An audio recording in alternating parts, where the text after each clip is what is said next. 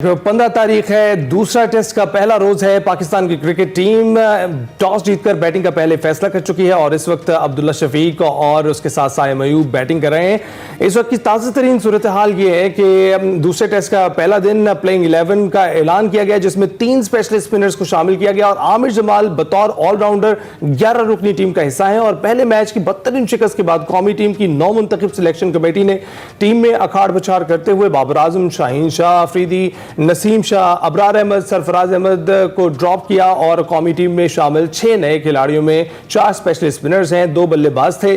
Pakistani team ने England के खिलाफ दूसरे टेस्ट के लिए टीम में 4 तब्दीलियां की हैं और बाबर आजम की जगह कामरान गुलाम को मौका दिया गया है और वो इसी पोजीशन पर बैटिंग भी करेंगे जिस पर बाबर आजम करते रहे हैं।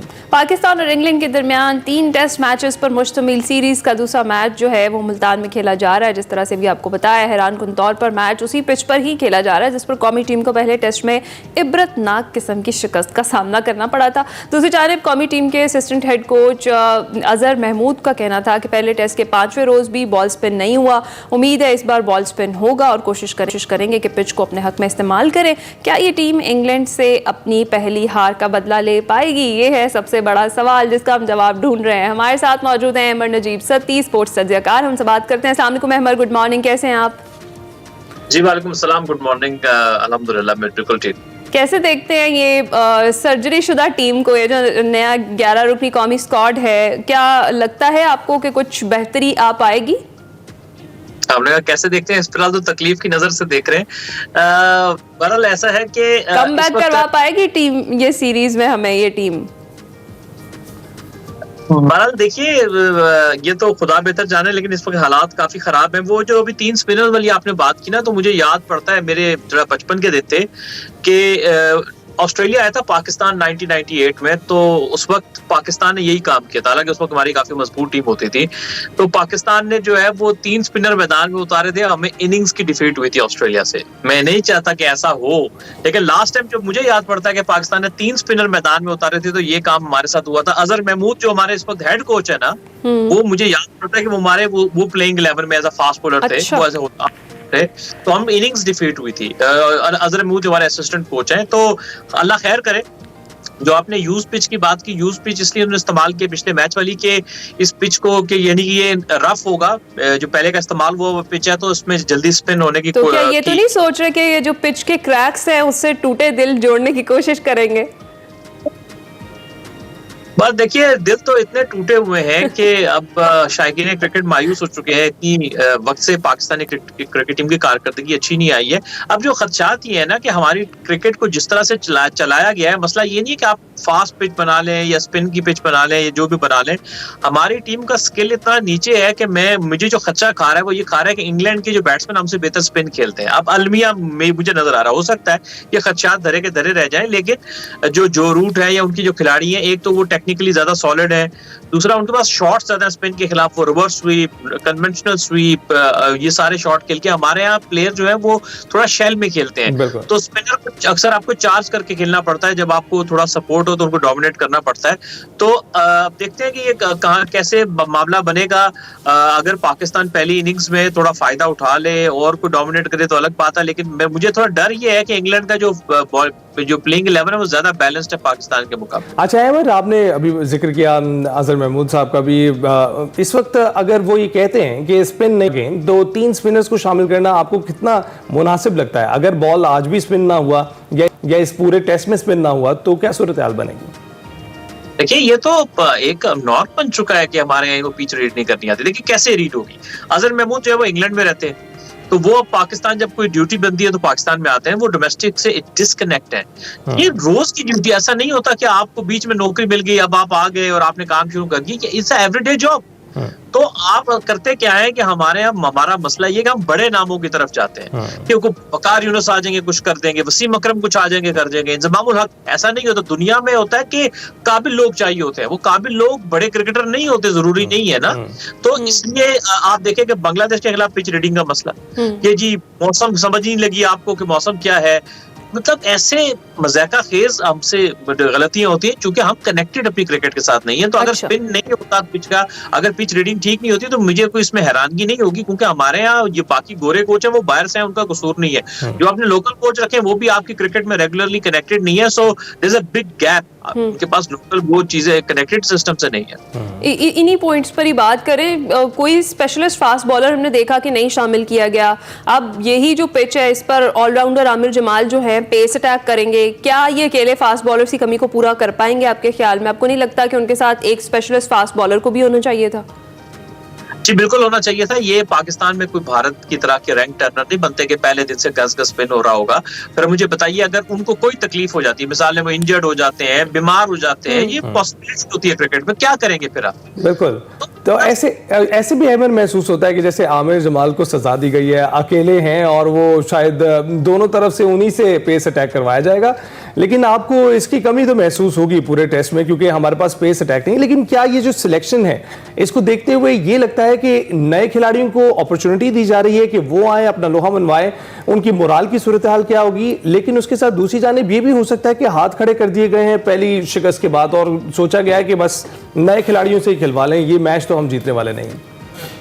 अच्छा, अब मैं आपको एक बात बताऊं कि जो एक खास लाइन ऐड कराई गई है कि जो आपके हेड कोच जेसन गिलेस्पी है रेड बॉल में, आपके कप्तान शान मसूद है, उन्होंने ये कैटेगोरिकली कहा है कि ये जो तब्दीलियां हुई है ना, ये उनके कहने पे नहीं, यानी उनका इसमें डिसीजन नहीं था, ये टोटली पे जो नए लोग आए हैं। और मजे की बात ये कि सिलेक्शन कमेटी में एक बंदा 2 दिन पहले आ रहा है, वो डिसीजन ले रहा है कि आपका प्लेयर बाहर होगा। कभी ऐसा, मतलब अफरा तफरी है ना। अगर आपने प्लेयर ड्रॉप करने हैं या चेंजेस करनी है, इसका एक तरीका होता है दुनिया में। आप सीरीज से पहले डिसाइड करते हैं कि भाई ये लोग रखने हैं, ये लोग निकालने। ये जो होता है ना कि नी जर्क रिएक्शन, कि आप जब हार गए और अवामी रिएक्शन आ गया, अब हम चेंज करेंगे, इट मींस कि यू आर इनकॉम्पिटेंट। आप अवाम के रिएक्शन करते हो कि मीडिया का रिएक्शन आएगा, अवाम का आएगा, फिर हम उसके डर खौफ कोई तब्दीलियां करेंगे। सो पाकिस्तान क्रिकेट बोर्ड में इनकॉम्पिटेंसी आपको हर मामले में नजर आती है। यही वजह हमारी स्ट्रगल कर रही है। तो अहमद, ये जो कुछ तब्दीलियां हुई हैं सिलेक्शन कमेटी में, और उसमें फिर एक चेंज बड़ा ये आया है कि अलीम डार साहब को ऐड किया गया है, इस तब्दीली पे आप क्या कहेंगे? ये कैसा तजुर्बा होगा उनका एडिशन सिलेक्शन कमेटी में? अच्छा, ये पाकिस्तान की क्रिकेट एक ऐसी तजुर्बा का है जिसमें हमेशा गलत तजुर्बे किए जाते हैं। आप मुझे बताइए, दुनिया में कहीं मुझे बता दें कि कहीं वो अंपायर को वो सिलेक्शन में रखते हो? दुनिया का लॉजिक जरा हमें आप समझाएं, इसीलिए आपसे पूछा मैंने।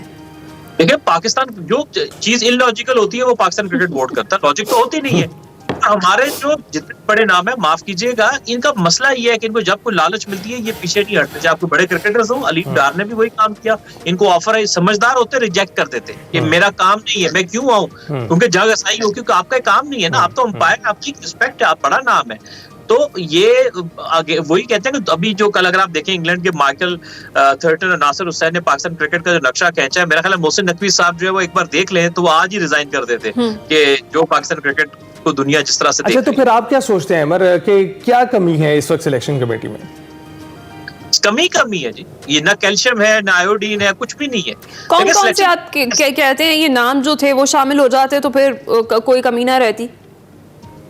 देखिए, सिलेक्शन एक प्रोसेस है। होता क्या है कि आप देखिए, कोई काम करने से आता है। कभी ऐसा होता है कि आपने जिंदगी में एक काम ना किया, आपको डायरेक्ट सिलेक्टर लगा लिया जाए। Right man for the right job की बात करेंगे फिर आप? जी बिल्कुल। देखिए, आपने जितने सिलेक्टर लगाए हैं, इन्होंने जिंदगी में कभी एज अ सिलेक्टर काम नहीं किया, तो मुझे बताइए वो कैसे ठीक करेंगे? आप आकिब जावेद साहब की बात करते हैं, उन्होंने कब ऐसा सिलेक्टर काम किया है? तो वो कैसे सिलेक्शन करेंगे? मतलब आपने वहाब रियाज को लगाया, उन्होंने जिंदगी में कभी काम नहीं किया था। उससे पहले नजम सेठी साहब ने शाहिद अफरीदी को लगाया, उन्होंने कभी जिंदगी में काम नहीं किया था।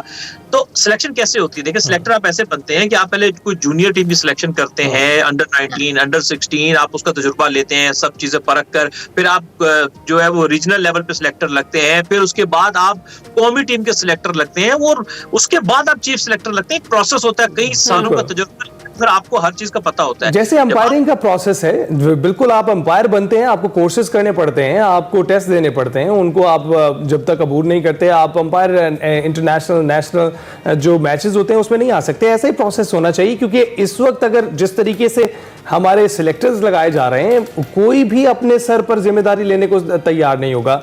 इस जब भी बात होती है इसने कहा उसने कहा, ये चलना शुरू हो जाता है। इस वक्त बताएं, टीम में आपको कारकर्दगी करता हुआ कौन दिखाई दे रहा है इस वक्त जो प्लेइंग 11 है? अच्छा, एक सिलेक्टर वाली बात करके फिर आपके सवाल का जवाब देता हूँ। देखिए, अब दुनिया में ये ऐसा नहीं होता। होता है कि सिलेक्टर्स होते हैं और फिर एक चीफ सिलेक्टर होता है कि वो बाकी सबकी राय सुनता है और फाइनल डिसीजन अपना देता है।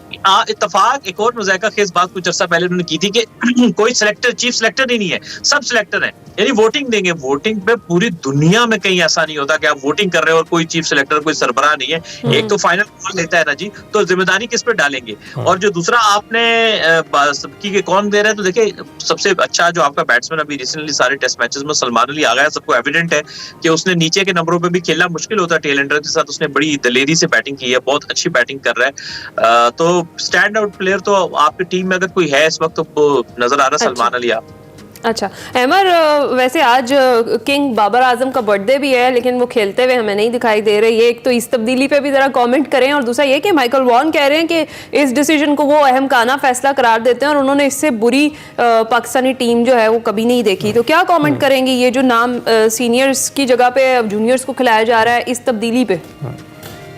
देखिए, माइकल वॉन का एक अपना पर्सपेक्टिव है एज एन आउटसाइडर ना, वो क्योंकि उनको वो पेन नहीं है जो कि वो पाकिस्तानी जो टीम के अंदर रहते हुए मीडिया, फैंस या क्रिकेटर्स को।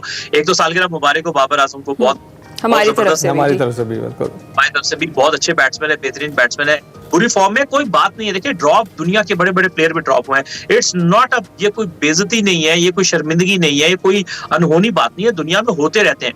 मसला ड्रॉप होना नहीं है, मसला ये है कि बाबर को चाहिए take it as a challenge, अपनी फिटनेस को बेहतर करें, आगे फर्स्ट क्लास सीजन आ रहा है उसमें पूरी मेहनत के साथ जाके रन्स करें और फिर ऐसे वापस आए और सबको अपने रन से जवाब दें। ये होता है राइट काइंड ऑफ चैलेंज, उसको take it as a challenge. तो अगर बाबर की बात ही हो रही है तो ये भी बता दें, पर्सपेक्टिव की बात की, बाबर की बात की, तो एक पर्सपेक्टिव जाहिर करने पर वो जद में आ गए हैं। फ़खर ज़मान की अगर बात करें तो अब जो उनके मुतालिक जो महकमाना कार्रवाई हो रही है, आप देख रहे हैं कि ऐसे उनको बयान देना चाहिए या उनके खिलाफ महकमाना कार्रवाई होनी चाहिए? अच्छा, इसका एक पर्सपेक्टिव है, फखर ने ऐसा क्यों किया है ना, मैं वो थोड़ा पर्सपेक्टिव आपके सामने रखना चाहूंगा। पाकिस्तान क्रिकेट बोर्ड में एक ब्यूरोक्रेसी है जिसमें ये आपके chief operating officer, director international cricket और ऐसे जुड़े हुए जो इंपॉर्टेंट पोस्टों में क्रिकेट की ब्यूरोक्रेसी है, जिसमें क्या होता है कि पीसीबी के चेयरमैन, सिलेक्टर, कोच, कप्तान ये आते जाते रहते हैं, ये पीसीबी के अंदर रहते हैं। अच्छा। ये पॉलिटिक्स करते हैं, इनकॉम्पिटेंट है, वो ही कहते हो कि सब आते जाते, इन पे कोई हाथ ही नहीं डालता, कोई भी हाथ नहीं डालता। तो फखर जमान ने कहा कि अभी रिसेंटली एक मीटिंग हुई थी, उसने डायरेक्टर इंटरनेशनल क्रिकेट को कहा कि मैं 30 घंटे की फ्लाइट लेकर गया, वेस्ट इंडीज पहुंचा, आपने मुझे 6 महीने पहले एनओसी दिया था, तो आपने अचानक से कह दिया कि जी आप वापस आ जाएं। तो अगर मेरा एनओसी कैंसिल करना है, वो 6 महीने पहले का दिया हुआ, तो आप मुझे पहले क्यों नहीं बताया? मैं 30 घंटे की फ्लाइट आप लेके जाओ। मैच की छोटी सी अपडेट कर लें शामिल अहमर, अब्दुल्ला शफीक आउट हो गए हैं जी।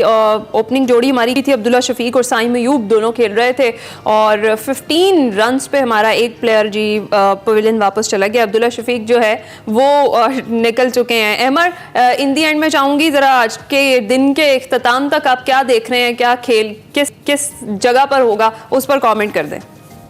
जी बिल्कुल, एक तो ये कि फखर जमान ने कश्तियां जला दी हैं और उसने कहा कि मैं खुल के खेलूंगा पीसीबी के खिलाफ, और बिल्कुल सांस ले रहे हैं, वो लोगों को बेनकाब कर रहे हैं। दूसरा कि आज के खेल के इख्तिताम तक क्या होगा क्या नहीं होगा, पिच का बिहेव देखना पड़ेगा। लेकिन मेरा ख्याल आइडली अगर पाकिस्तान कोई आज के दिन 300 तक ले जाए मामले को, 300 साढ़े 300 कोई 4-5 विकेटों के नुकसान पे, तो मेरा ख्याल है कि एक अच्छा डे कंसिडर हो सकता है। अच्छा, तो ये बताएं, अब्दुल्ला शफीक स्पिनर के हाथों जो हैं वो आउट हुए, तो आप देख रहे हैं कि स्पिनर्स आज कारकर्दगी दिखाते हुए आपको नजर आ रहे हैं, क्योंकि बॉल स्पिन होता हुआ भी दिखाई दिया है।